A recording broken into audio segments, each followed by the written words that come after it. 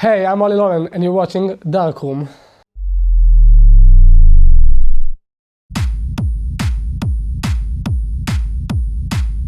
I was really a technophobe when I was in high school. I only played in bands, like in metal and punk bands. This was my real dream. And, around 18 and a half, started to go out to clubs and got really excited. To do it was so fresh and so new. And then started to go out every weekend. Then the corona came and, stopped it all. And when I was home, started to learn music production because I know that if I'm in this, techno scene, I'll have to do some tracks of my own. It wasn't a question at all. So yeah, that's when I started to go on producing. I started with house and techno at the same time, but I prefer techno immediately on house because I love the aggressive vibe, the dark vibe. This is exactly for me. I don't like the chill vibe. I love it melancholic and angry and sad and sometimes holy also. I love it when it's the death of everything, of the kicks, of the synths. Yeah, this is what really makes me, go insane. The pandemic started and then there was a break and we lived life again normally, and then I bought 2 turntables, started to order vinyls every week. All the money I got from the government I spent on vinyls and just started to play every morning. I woke up at least 1 or 2 hours set on the vinyl, and then on the second break I started to have some gigs, really underground gigs, mainly with Russian parties, illegal parties. So this is how it started, and then I met a friend after some time. We started to work together, and then it was my first duo, like I told you, called Ronnie Group, and we worked together for 4 years. I also played in Berlin a couple of times. I used to fly here every month, and yeah. I think that most of my career with the partner I had, I felt like that because we started with a specific genre that was happening at the time, and after 1 or 2 years it was enough for me, and I wanted to go darker and heavier and do some stuff more weird and not like everyone else doing. Right now on my solo way, didn't felt it yet. Maybe a bit with production, but it's happening to everyone, so it's not something that's special. I just want to make a living from my music. That's the first thing for me, to say it's a success. But in production, first of all, I finished my first track only after leaving the duo I had. And I remember that feeling that I was I stayed there for too long only because I was afraid that I will not be able to finish a track alone. Because when we worked together, I also tried at home a couple times, not in our studio. And I couldn't do it. I was starting and then giving up, going to smoke a joint instead. So when I finished my first track, it felt like a real success. And since then, I wanted to make something better than the other. Every month or 2 months, I'm okay, this is the best track, this is the new best track of me, and then it's keeping evolving, and then every time my favorite track sounds so different from the other favorite track I had 2 months ago. So it's also a success for me that I can manage to sound different, but also keep the vibe of it. You have those producers that are just making different loops but with the same sounds. On one hand, it's their tracks, but on the other hand, I don't get it how they're not freak out and stop making it. So you have those 2 point of views, and I want to be in the middle, to be sounded different every time, but also keep my sound, but in a different way. Some of my friends telling me that I'm succeeding in it, and I'm are you sure? I'm not sure, and they're yeah, it's definitely you.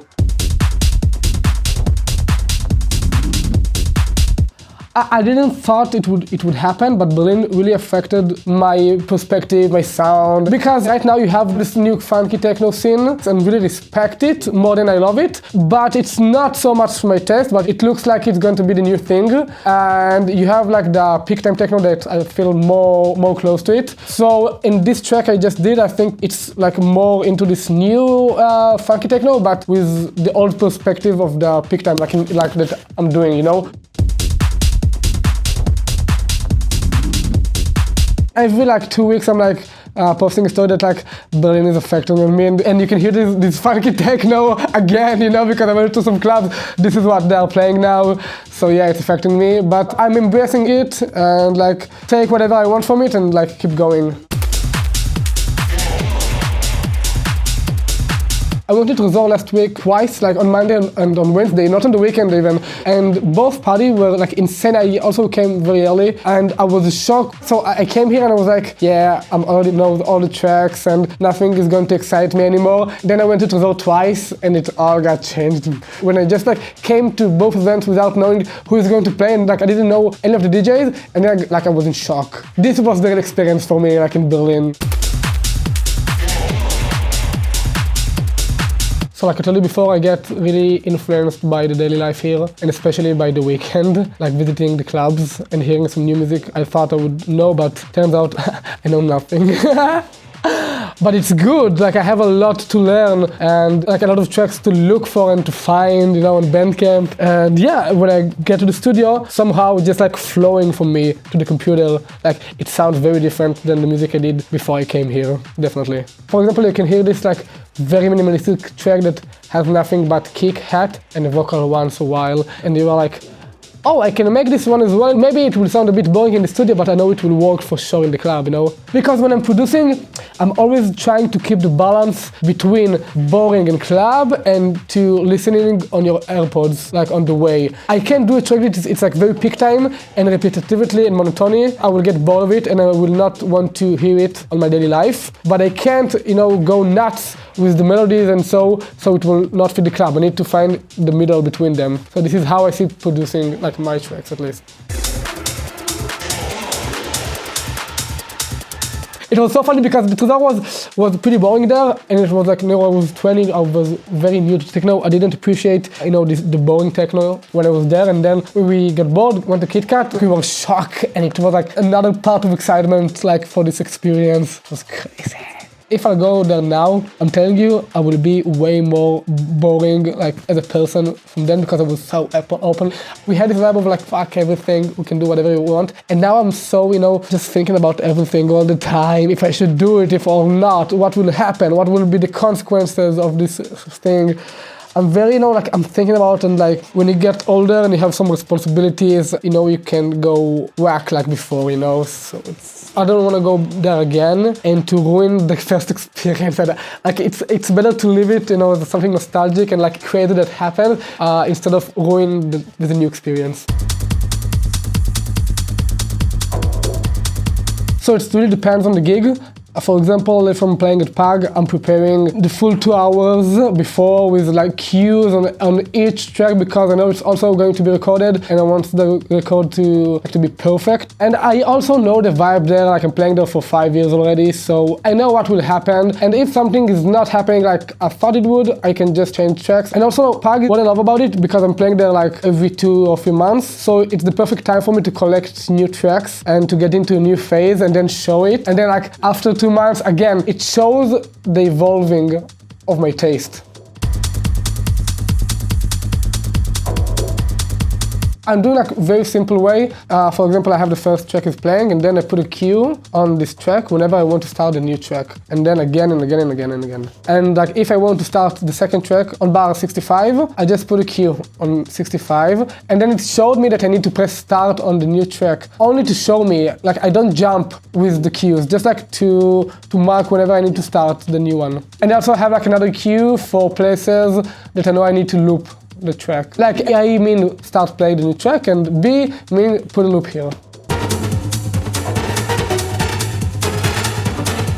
Okay, so me as a producer, I'm more like into big rooms and like big drops. This is what excites me the most. But as a DJ, because of the clubs I'm playing it, I'm playing more peak time stuff. Sometimes I'm enjoying it and sometimes I feel like I'm forced to do it because I'm not sure if the crowd will react the way I want it or if it will fit. Like for example, I went a lot to Elza and I imagined myself playing there and I was like, I don't think these big drops will fit good here. Maybe the people will scale and go.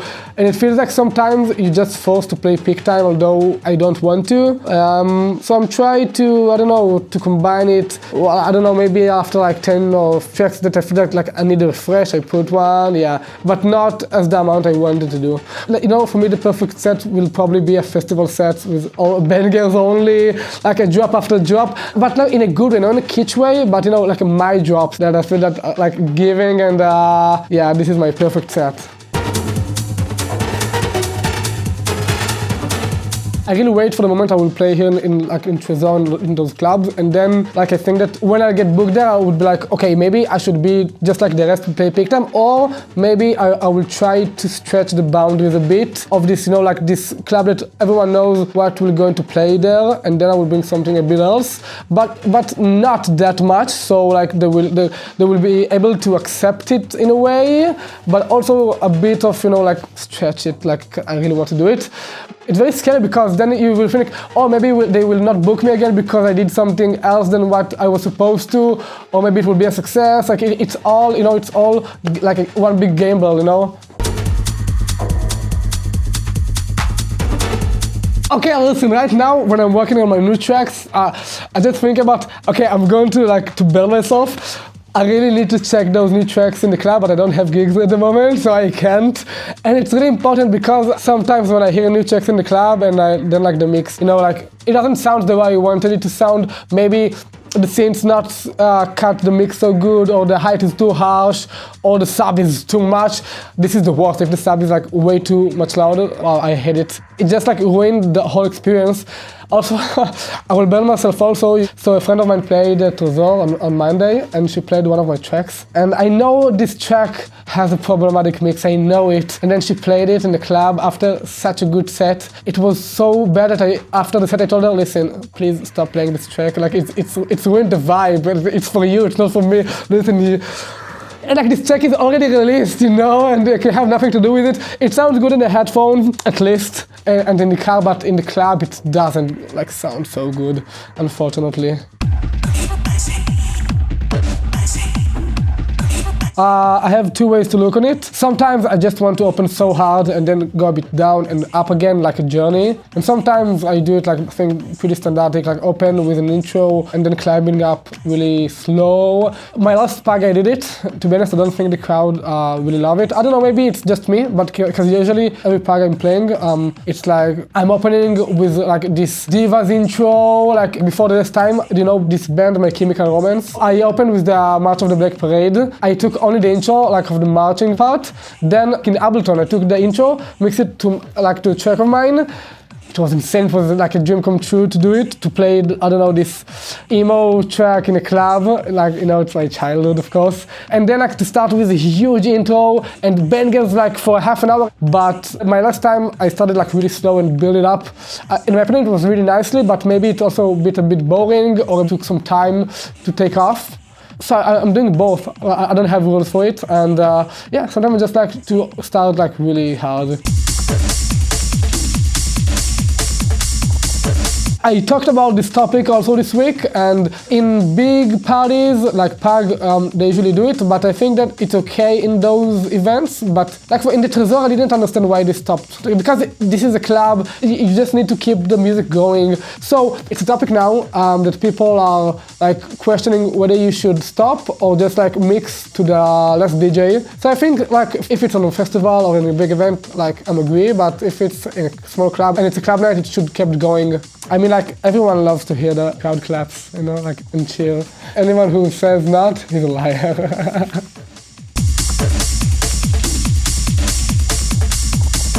So I did like a goodbye party when I moved here, and I brought a friend from Berlin to play like before me, and he wanted me to leave the track to end, but I was like, no, it's not that moment. Like I need to keep the music going, so I mix it with a track of mine, and it sounded so good. I remember I was like, wow, it's so good together, Wow, I enjoyed this moment so much. He played like so different music than mine, and then like it mixed together so good. Yeah. I'm really trying to give some, melancholic, satanic, scary, however you call it, vibe and sounds in my tracks. Of course, not all of them are like that. I feel that my tracks are like either heaven or hell, whether they are holy and nice and pleasant, or scary and very dark, very melancholic, and have some, just like scary stuff in it, because this is what touches me the most. The last track I did, I think it's the first time I didn't put something melodic or harmonic in a track. Usually I put a basic groove and trying to figure out what would I put above it in terms of like synths, and maybe should it be like chords or a melody or a bass line. You know, when I just like starting to listen to electronic music, and mainly I love the progressive techno, like the big room progressive techno. Wow, when I hear it I can get excited so much. Like people like Bart Skills and DJ Anna, those people. I remember like listening to those tracks for the first time. It was amazing. All those synths. So mainly I'm focusing on synths, and my perspective on producing is like more like writing a song than doing a track like a pick time or something. This is why I always have the intro, the main and the outro, and usually do a simple beat with specific sounds that maybe will make it sound different than other tracks, and then above it need to crack the idea. But mainly like melodic and harmonic stuff, this is what I find interesting.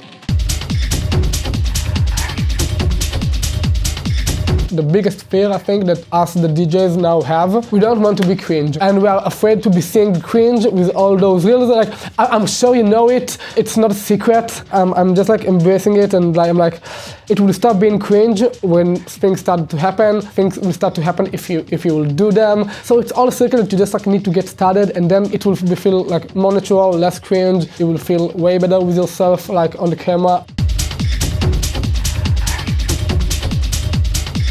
After I did the Hur set, I celebrated with some friends that lived really in front of it. Then went home, sat on my bed with the laptop, full size to see everything, seeing it like 1 hour straight. And I'm like, no, like did you saw my post about it? And I'm like, I can't upload any slide from it, it's useless, I can't use it. And I'm like I posted this story in the close friend, I'm like, oh shit, I can't, like I just can't. But like the day after I like left about it so hard. People ask my friend like if I was high there, and those faces that like people tell me, you look like you're coming. I'm like, to be honest, I just love my track so much, it's like it's feeling the same,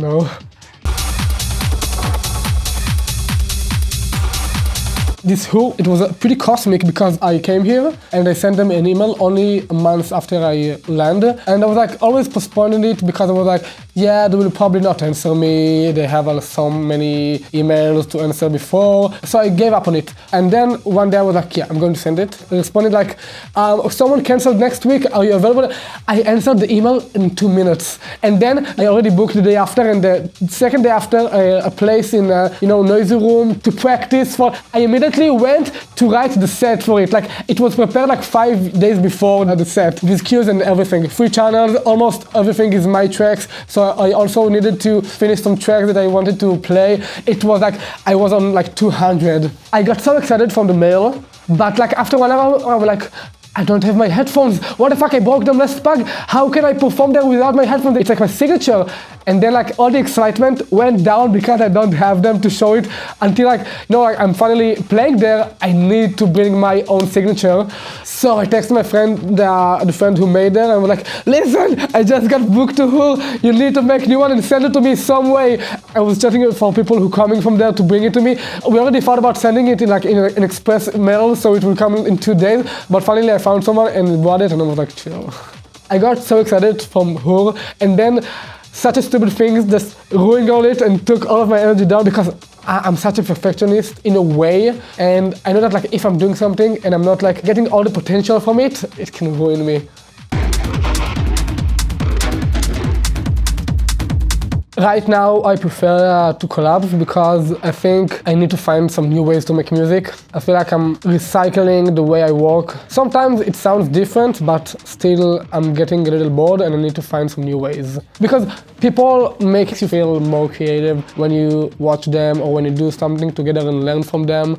So right now, I'm using all my studio time only to host people and produce together and play together, because I also love company. I'm producing alone all of the time, so I love to change the mood a bit and producing with someone else also. When I used to work with my partner back then, I think working together as a duo in the studio is good only if you have your machines and you're like doing it live and then someone have a role in it. But when you produce only us on the same computer, like every time someone in the back smoking weed and someone is working, and just like you have to kill so much time between those swaps on the computer, so it's very hard. just like make you like drip behind from where like be.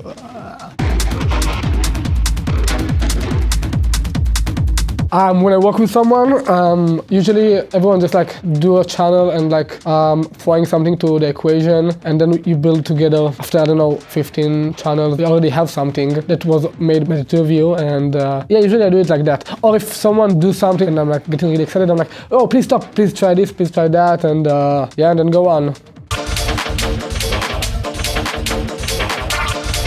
Listen, I barely hear techno for the week, only in the studio and when I'm looking for tracks and in the club. All the time I'm just listening to hardcore metal. Like on the last year I came back to be like 15 again, and I grab all the artists I love from, you know, from high school and from middle school that I used to hear. For example, Chelsea Green, I'm not sure if you're aware of. Like all those Americans emo band, whether it's like emotional emo or like too hardcore, I just hear it every day, the whole day. This and pop. This and very cheesy stuff. Like a lot of girly stuff, I love it. I love the sassy melodies they create, and yeah, mainly this pop and cheesy pop and hardcore. This is my real love in life. Usually when you do this kind of music, it's not take that long until you do something else, because it's, I will not say it for a child, but you usually do it when you're very young, and then you grow up, and then, you know, to have a band that keep working is so tough. Like when I was with my partner and I know that I'm depending on him to pursuing my dream, it's ruined me. And this is why I left, because I was like, I can't live my whole life depending on someone else. Choices or likelies or I don't know, whatever he wants to do. So like being in a band and be depending on so many people, so hard. And like to keep on doing it when they're over 20s, it's also very hard because they don't have so much money in it, like in everything in music, but at least in this DJing, you can do it alone. You only need to care about yourself, and you can do it from everywhere. It has nice money, you know, and you can do it like repetitively. I didn't thought about it when I moved to DJ. It was very natural because between those stations, I had a period of time that I wrote some pop music. So it was like bands, metal, pop alone, DJing with someone, and now I'm DJing alone and producing also. Okay, so I have this track called August Burns, and every time the drops comes, I have this same movement that my head does. Like every time it's coming, I'm like, every time I hear it, I'm like, okay, it's going to happen, and then like, the drop comes in, and I'm like, losing it. Every time, every fucking time. I'm so happy that it still excites me to hear this part of the tracks, because, you know, it's like building for 2 minutes to this small break and then to this drop, and this is like the main thing of the track, and every time it comes, like, it excites me again and again and again. And you will see it, I would be like, yeah, I have this like tick, I don't know how to say it, every time again. I'm always looking to see the crazy people going nuts, because this is what I want to see when I'm playing, to see that they feel the same way I want them to feel. I have one friend that every time I went to his place between my sessions, like to smoke a joint or something, relax and go back to the studio. So every time I was coming with a new track and I put it, and he danced and reacted the same way I wanted him to do. Like he just like felt me, and he like moving the exact way I planned someone will move when they hear this track. It was like insane, it was magical. So I know that, okay, at least I'm doing this right, and I think everyone else will feel it that way. But yeah, definitely I'm looking for the most crazy one, and I hope that people will get loose more and will jump more and not just like stay in the place and on the ground, because I know that I can see it on myself that most of the time I'm just like, you know, stomping around, and if someone really excites me, I'm just like starting to jump and get crazy, and this is what I wish to give the people on the floor.